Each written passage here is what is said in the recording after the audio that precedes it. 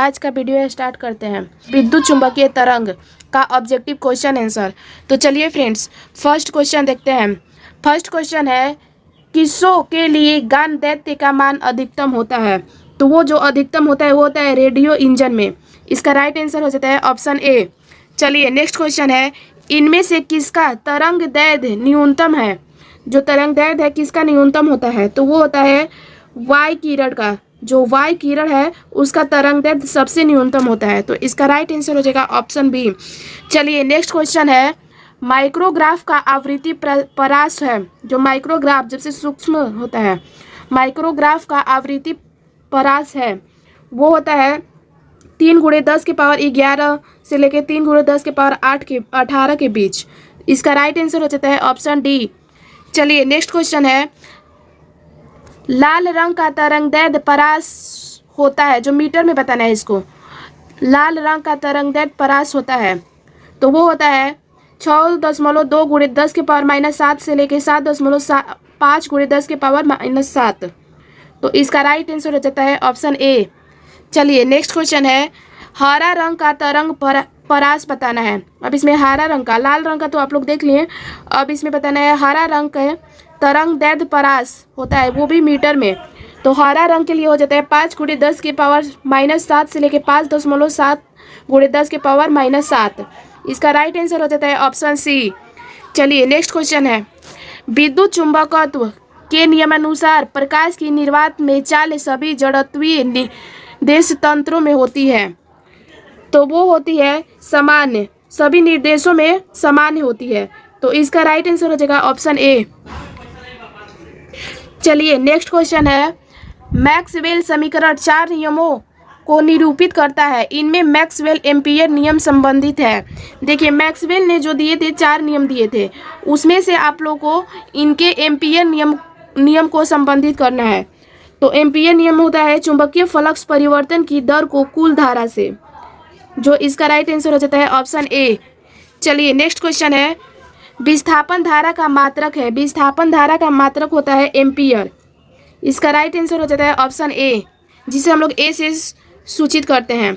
चलिए next question है, प्रयोगशालाओं को बैक्टीरिया से मुक्त कराने में उपयोग की जाती है। देखिए प्रयोगशाला जो लैब होता है उसमें बैक्टीरिया से मुक्त करने में उपयोग की जाती है। मतलब किसका उपयोग किया जाता है बैक्टीरिया से मुक्त करने के लिए?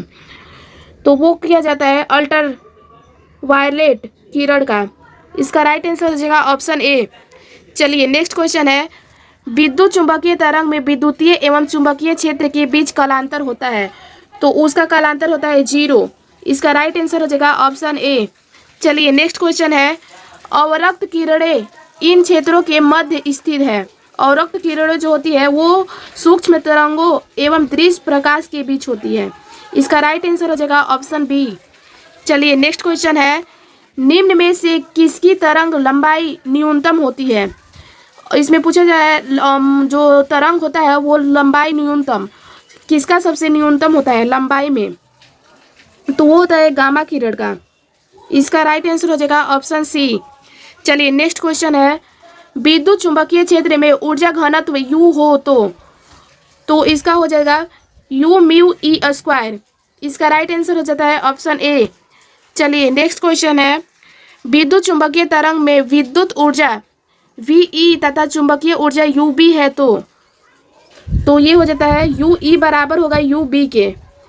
जब ऐसी सिचुएशन आएगी तो उस समय ये दोनों सेम हो जाते हैं। तो इसका राइट आंसर हो जाएगा ऑप्शन बी।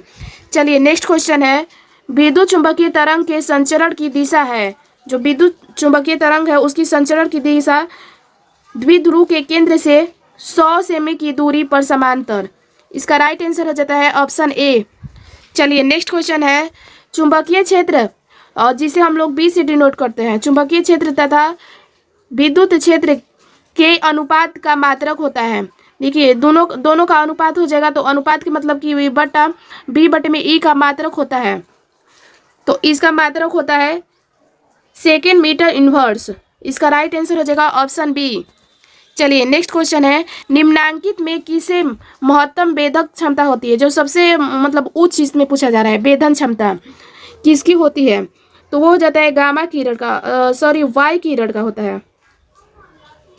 इसका राइट आंसर हो जाएगा ऑप्शन डी। चलिए नेक्स्ट क्वेश्चन है। चलिए फ्रेंड्स नेक्स्ट क्वेश्चन देखते हैं। निर्वात में संचरित विद्युत चुंबकीय क्षेत्र को निम्नलिखित समीकरण से व्यक्त किया जाता है। यदि E बराबर ई नॉट और फिर कोष्ट में दिया है साइन ओमेगा टी माइनस के एक्स, बी बराबर बी नॉट और इसका है तब दोनों में कंडीशन बताना है। तो उस स्थिति में ये हो जाता है ई नॉट के बराबर वी नॉट ओमेगा। इसका राइट आंसर हो जाता है ऑप्शन सी। चलिए नेक्स्ट क्वेश्चन है।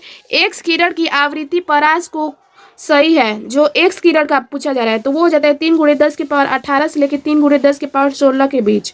इसका राइट आंसर हो जाएगा ऑप्शन बी। चलिए नेक्स्ट क्वेश्चन है। रेडियो तरंग की आवृत्ति परास होता है और रेडियो तरंग की, तो रेडियो तरंग का होता है 3 × 10 की पावर 8 से लेकर 3 × 10 की पावर 18 तक। तो इसका राइट आंसर हो जाएगा ऑप्शन सी। चलिए नेक्स्ट क्वेश्चन है। ऐसी रेडियो तरंग जिनकी आवृत्ति टेलीविजन सिग्नल से ज़्यादा होती है कही जाती है तो उसे हम लोग क्या कहते हैं? माइक्रोवेव। उसे हम लोग माइक्रोवेव के नेम से जानते हैं। तो इसका राइट आंसर हो जाएगा ऑप्शन ए। चलिए नेक्स्ट क्वेश्चन है।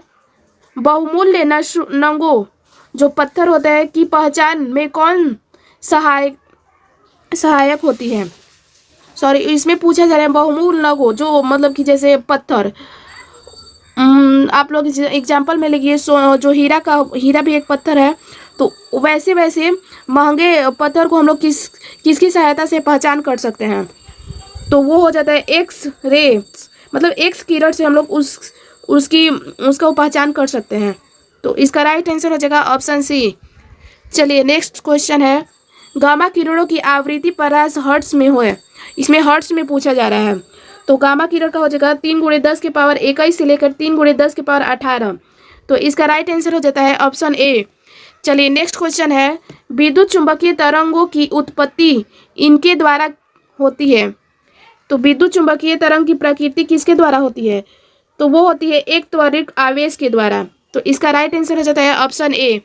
चलिए नेक्स्ट क्वेश्चन है। माइक्रो तरंग में विद्युत चुंबक तरंग है जिनकी आवृत्ति प्रास है। तो इसमें माइक्रो तरंग का पूछा गया है, तो माइक्रो तरंग का हो जाता है गीगाहर्ट्ज। इसका राइट आंसर हो जाएगा ऑप्शन सी। चलिए नेक्स्ट क्वेश्चन है। त्वरित आवेश उत्पन्न करती है, जो त्वरित आवेश है वो उत्पन्न करती है विद्युत चुंबकीय तरंग को। इसका राइट आंसर हो जाता है ऑप्शन डी। चलिए नेक्स्ट क्वेश्चन है। इनमें से किसे विद्युत चुंबकीय तरंग स्पेक्ट्रम का सबसे लघु तरंग होता है? तो जो सबसे लघु होता है वो हो जाता है गामा किरण का। इसका राइट आंसर हो जाता है ऑप्शन डी। चलिए नेक्स्ट क्वेश्चन है।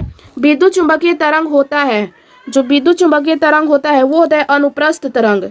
तो इसका राइट आंसर हो जाता है ऑप्शन बी। चलिए नेक्स्ट क्वेश्चन है। इनमें से कौन सा अवरक्त तरंग है? जो अवरक्त तरंग है वो होता है 10 की पावर -4 cm। तो इसका राइट आंसर होता है ऑप्शन ए। चलिए नेक्स्ट क्वेश्चन है। विद्युत चुंबकीय तरंग का संचरण है, जो विद्युत चुंबकीय तरंग का संचरण पूछा जाता है दोनों में लंबवत होता है। देखिए विद्युत चुंबकीय मतलब विद्युतीय क्षेत्र में भी लंबवत होता है और चुंबकीय क्षेत्र में भी लंबवत होता है। तो इसका राइट आंसर हो जाएगा दोनों में लंबवत होता है, ऑप्शन सी। चलिए नेक्स्ट क्वेश्चन है। इनमें से कौन कथन गलत है? अब ये जो दिया है इसमें से बताना है कौन सा गलत हो जाएगा। तो वो गलत हो जाएगा विद्युत चुंबकीय तरंग के वेग सभी मानों में समान होती है। ये कथन जो है वो गलत है, क्योंकि जो विद्युत चुंबकीय तरंग का वेग है वो सभी माध्यमों में समान नहीं होती है। हर माध्यम में अलग अलग उसका मान होता है। तो इसका राइट आंसर हो जाता है ऑप्शन सी। चलिए नेक्स्ट क्वेश्चन है। दूर संचार के लिए उपयुक्त विकिरण है, दूर संचार के लिए, तो दूर संचार के लिए विकिरण होता है माइक्रो तरंग। इसका राइट आंसर हो जाएगा ऑप्शन सी। चलिए नेक्स्ट क्वेश्चन है। माइक्रो तरंग की आवृत्ति है, जो माइक्रो तरंग है उसकी आवृत्ति रेडियो तरंग की आवृत्ति से अधिक हो जाता है। इसका राइट आंसर है ऑप्शन बी। चलिए नेक्स्ट क्वेश्चन है। विद्युत चुंबकीय तरंग कौन सा गुण प्रदर्शित नहीं करता है? जो विद्युत चुंबकीय तरंग है वो कौन सा गुण बताना है, प्रदर्शित नहीं करता है, मतलब व्यक्त नहीं करता है। तो वो हो जाता है इनमें से कोई नहीं, ना वो परावर्तन को ही व्यक्त करते हैं, ना ध्रुवन को ही, ना ही विवर्तन को। तो इसका राइट आंसर हो जाता है ऑप्शन डी। चलिए नेक्स्ट क्वेश्चन है। 1/में एप्सिलॉन ई स्क्वायर के विमीय सूत्र के समतुल्य विमा की राशि है। तो समतुल्य विमा की राशि b² में 2 μ0 हो जाएगा। इसका राइट आंसर ऑप्शन ए। चलिए नेक्स्ट क्वेश्चन है, किसी विद्युत चुंबकीय विकिरण की ऊर्जा 13.2 किलो इलेक्ट्रॉन है। यदि विकिरण जिस क्षेत्र में संबंधित है वो, तो वो हो जाता है एक्स किरण में वो संबंधित है। तो चलिए फ्रेंड्स, इस चैप्टर में सिर्फ इतना ही ऑब्जेक्टिव क्वेश्चन थे जो मैंने आपको करा दिया। अगर आपको ये वीडियो अच्छी लगे तो प्लीज़ लाइक करें, शेयर करें और सब्सक्राइब करें। मिलते हैं नेक्स्ट वीडियो में, तब तक के लिए धन्यवाद।